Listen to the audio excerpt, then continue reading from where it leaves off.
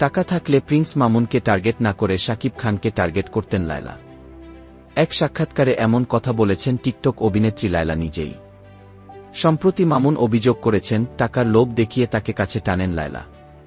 এই অভিযোগের জবাবে দেশের একটি গণমাধ্যমে দেওয়া সাক্ষাৎকারে লায়লা বলেন, আমার টাকা থাকলে আমি শাকিব খানকে টার্গেট করব, টিকটকার প্রিন্স মামুনকে আমি কেন টার্গেট করতে যাব?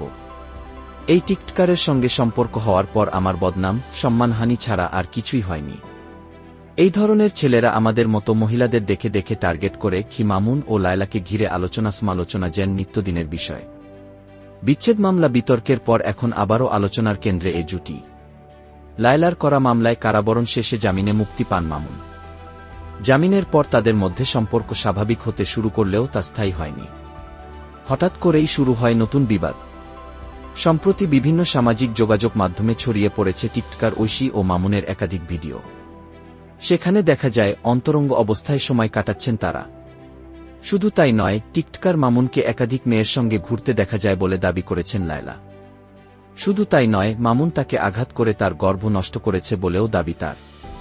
যদিও এমন অভিযোগকে পুরোপুরি মিথ্যা বলছেন মামুন।